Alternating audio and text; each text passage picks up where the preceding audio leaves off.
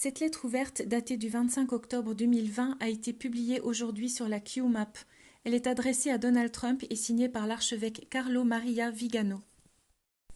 Monsieur le Président, permettez-moi de m'adresser à vous en cette heure où le sort du monde entier est menacé par une conspiration mondiale contre Dieu et l'humanité. Je vous écris en tant qu'archevêque, en tant que successeur des apôtres, en tant qu'ancien nonce apostolique aux États-Unis d'Amérique. Je vous écris au milieu du silence des autorités civiles et religieuses. Puissiez-vous accepter mes paroles comme la voix de celui qui crie dans le désert. Comme je l'ai dit lorsque je vous ai écrit ma lettre en juin, ce moment historique voit les forces du mal alignées dans une bataille sans merci contre les forces du bien. Des forces du mal qui semblent puissantes et organisées comme le supposent les enfants de la lumière, qui sont désorientés et désorganisés, abandonnés par leurs chefs temporels et spirituels. Chaque jour, nous sentons se multiplier les attaques de ceux qui veulent détruire la base même de la société. La famille naturelle, le respect de la vie humaine, l'amour du pays, la liberté de l'éducation et des affaires. Nous voyons des chefs de nation et des leaders religieux se plier à ce suicide de la culture occidentale et de son âme chrétienne, tandis que les droits fondamentaux des citoyens et des croyants sont bafoués au nom d'une urgence sanitaire qui se révèle de plus en plus comme un instrument de l'instauration d'une tyrannie inhumaine et sans visage. Comme un plan global appelé la Grande Remise à Zéro ou Great Reset est en cours, son architecte est une élite mondiale qui veut soumettre toute l'humanité en imposant des mesures coercitives visant à limiter de manière drastique les libertés individuelles et celles de populations entières. Dans plusieurs pays, ce plan a déjà été approuvé et financé. Dans d'autres, il en est encore à ses débuts. Derrière les dirigeants du monde qui sont les complices et les exécutants de ce projet infernal, il y a des personnages sans scrupules qui financent le Forum économique mondial et l'événement 201 en promouvant leur programme. Le but de la grande réinitialisation est l'imposition d'une dictature de la santé visant à imposer des mesures liberticides, cachées derrière des promesses tentantes d'assurer un revenu universel et d'annuler la dette individuelle. Le prix de ces concessions du Fonds monétaire international sera la renonciation à la propriété privée et l'adhésion à un programme de vaccination contre les Covid-19 et 21 promu par Bill Gates avec la collaboration des principaux groupes pharmaceutiques.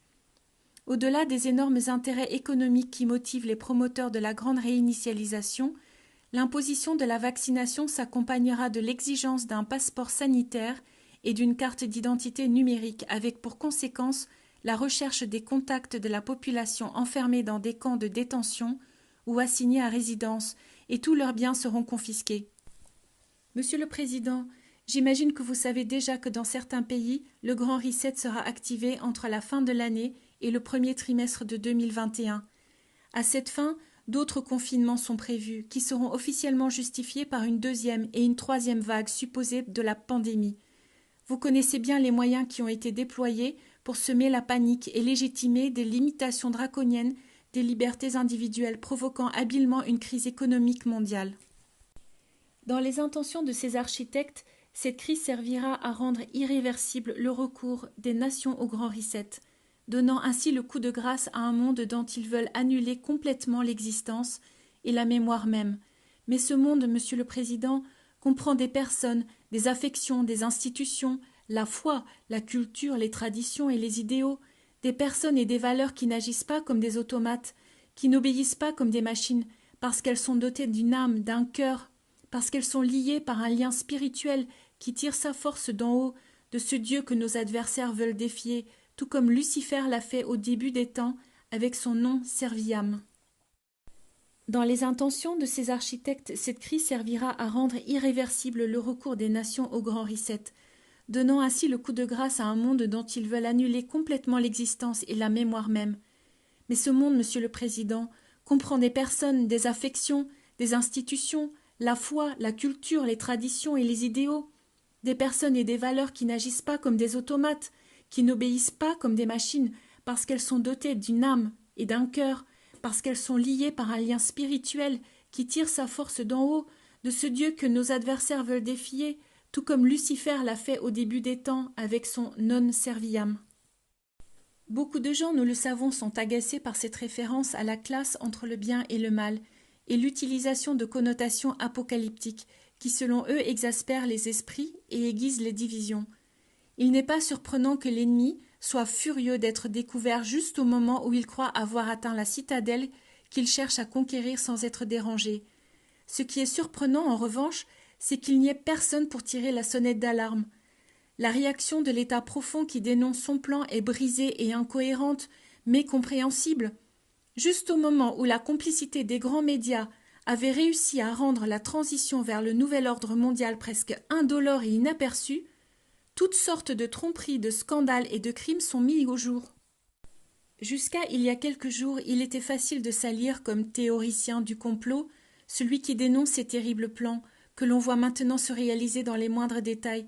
Personne jusqu'en février dernier n'aurait jamais pensé que dans toutes les villes, nos citoyens seraient arrêtés, simplement pour avoir voulu marcher dans la rue, pour avoir voulu respirer, pour avoir voulu garder leur commerce ouvert, pour avoir voulu aller à l'église le dimanche. Et pourtant, cela se passe maintenant partout dans le monde.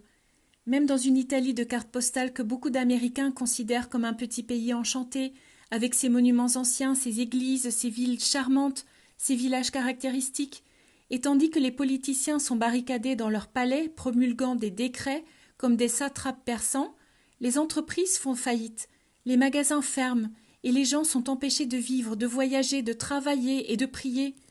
On peut déjà constater les désastres psychologiques de cette opération, à commencer par les suicides des entrepreneurs désespérés et de nos enfants retirés de leurs amis et de copains de classe, qui doivent suivre les cours sur un écran tout seuls à la maison. Dans les Écritures sacrées, saint Paul évoque pour nous celui qui s'oppose, la manifestation du mystère de l'iniquité, le catéchon. Dans la sphère religieuse, cet obstacle envers le diable est l'Église, et en particulier la papauté. Dans la sphère politique, ce sont ceux qui empêchent l'établissement du nouvel ordre mondial. C'est maintenant clair, celui qui occupe le Saint-Siège de Saint-Pierre a trahi son rôle depuis le tout début pour défendre et promouvoir l'idéologie globaliste, apportant l'agenda à l'Église profonde qui l'ont choisi pour occuper ce poste. Monsieur le Président, vous avez clairement affirmé vouloir défendre la nation, une nation sous la protection de Dieu, les libertés fondamentales et des valeurs non négociables qui sont reniées et combattues aujourd'hui. C'est vous, cher Président, celui qui s'oppose à l'État profond, à l'agression finale des enfants des ténèbres.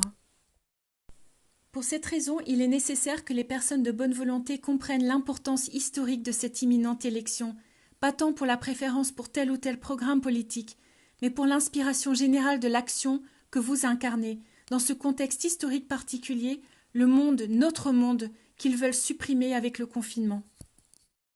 Ceux qui se rassemblent autour de vous avec foi et courage sont ceux qui vous considèrent comme la dernière garnison contre la dictature mondiale.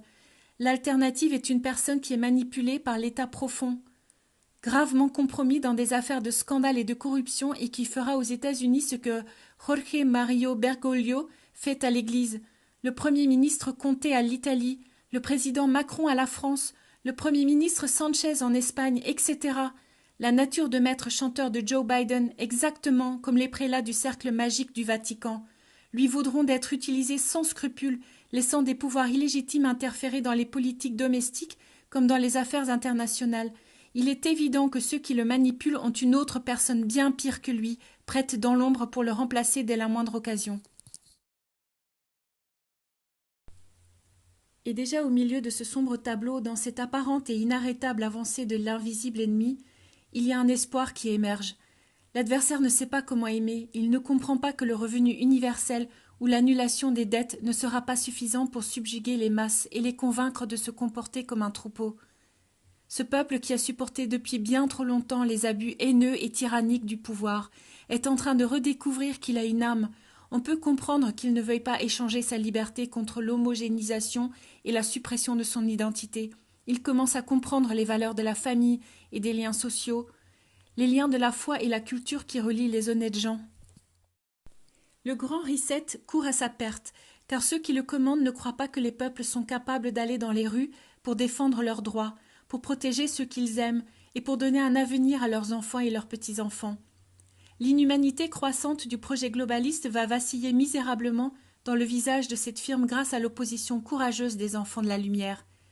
Satan est du côté de l'ennemi, celui qui ne sait faire autre chose que haïr. Mais de notre côté, nous avons Dieu Tout-Puissant, le Dieu des armées prêt à combattre, et la plus sacrée Vierge Marie qui va couper la tête du vieux serpent. Si Dieu est pour nous, qui peut être contre nous ?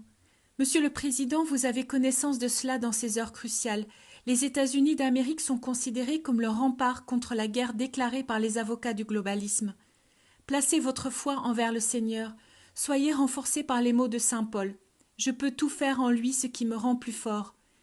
Être l'instrument de la divine providence est une grande responsabilité, pour laquelle vous recevrez sans aucun doute toutes les grâces d'État dont vous aurez besoin, puisqu'elles sont fervemment implorées et suppliées par tous ces gens qui prient pour vous. Avec l'immense espoir et l'assurance de mes prières pour vous, pour la première dame et vos collaborateurs, avec tout mon cœur je vous envoie ma bénédiction. Dieu protège les États-Unis d'Amérique. Carlo Maria Vigano.